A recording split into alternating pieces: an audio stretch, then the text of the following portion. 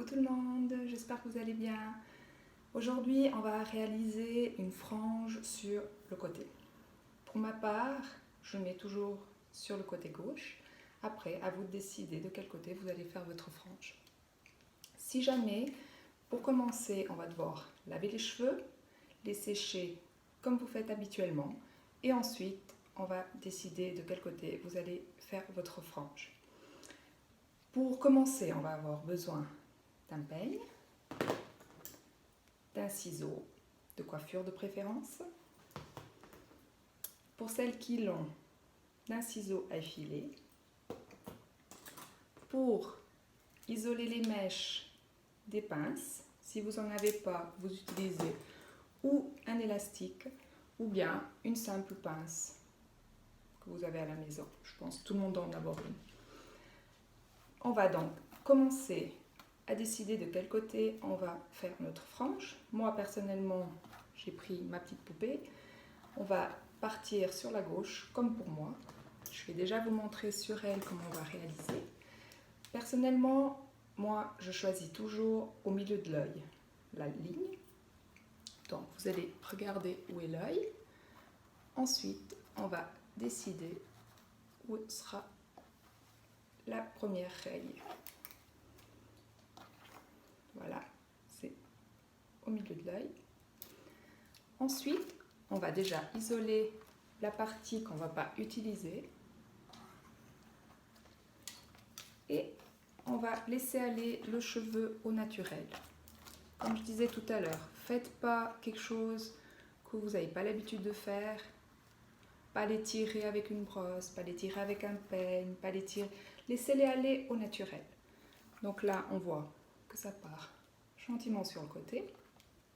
Et après, ce qu'on va faire, c'est décider où est-ce que la frange va s'arrêter.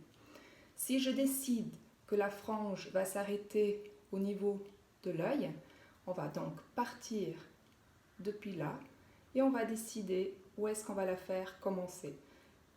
Si par exemple vous voulez au niveau du sourcil, vous allez faire donc dans ce sens.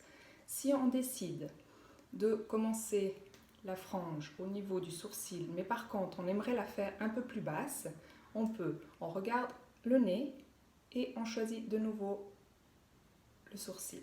Et là vous allez avoir l'inclinaison parfaite pour faire votre frange de biais.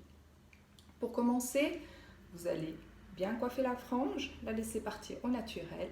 Et par exemple, si je veux faire sur moi-même, comme je vous ai dit sur la vidéo de la dernière fois pour faire une frange droite, vous allez prendre votre mèche, bien sûr les isoler, comme je n'ai pas fait. C'est juste pour vous montrer comment tenir la mèche. Vous prenez l'index et le majeur, vous serrez bien votre mèche, mais vraiment bien serrée, elle ne doit pas bouger.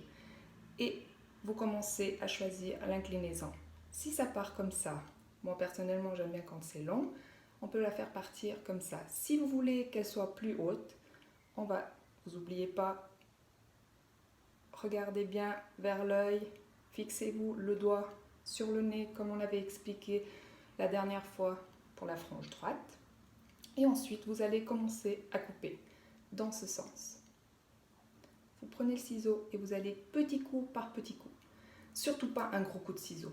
Allez progressivement. Et comme j'ai dit la dernière fois, n'oubliez pas, allez progressivement. Vaut mieux commencer avec une frange plus longue et ensuite raccourcir petit à petit.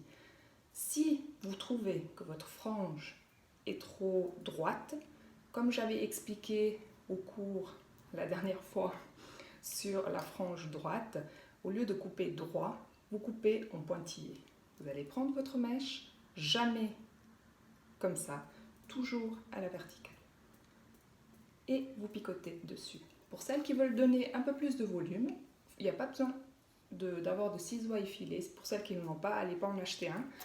Vous prenez donc votre mèche. Moi, je décide de la couper comme ça. Donc, je vais prendre ma mèche. Je vais faire comme si c'était sur moi. Les doigts. Je choisis d'appuyer mon doigt sur le milieu du nez. Et ensuite, je vais commencer l'inclinaison. Vous voyez comme je tiens les doigts? Et vous commencez tout gentiment, coiffez comme il faut pour éviter d'avoir des bosses. Et là, on va essayer de faire partir le plus naturellement possible. Vous prenez votre ciseau et vous y allez mollo. D'accord?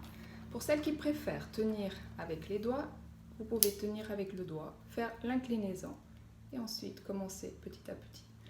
Pour celles qui préfèrent faire avec les doigts, mais par contre couper en pointillé, comme j'ai expliqué sur la dernière vidéo, vous pouvez couper en pointillé aussi. N'oubliez pas l'inclinaison, sinon vous allez vous retrouver avec une frange droite. D'accord? Moi personnellement, je préfère laisser les cheveux au naturel. Vous prenez un bon ciseau de coupe, bien sûr, et ensuite commencez l'inclinaison et coupez petit à petit. Laissez, si vous êtes plus habile à couper droit, laissez carrément aller le ciseau tout gentiment et ensuite à la fin vous relevez la mèche. Bien sûr, n'oubliez pas d'incliner parce que là vous avez fait une frange de biais et vous picotez à la verticale comme je vous ai expliqué la dernière fois. Surtout pas de côté, vraiment à la verticale, et ça fera un effet dégradé, effilé, assez naturel. D'accord? J'espère que j'ai rien oublié. Si vous avez des questions, n'hésitez pas à m'écrire et je vous expliquerai volontiers. Pour celles qui veulent m'envoyer une petite photo avant-après, c'est avec grand plaisir. Je vous mets le mail sur le commentaire et comme ça vous pourrez m'envoyer vos résultats. Et n'hésitez vraiment pas à m'écrire si jamais il y a quoi que ce soit. Alors belle journée, restez chez vous.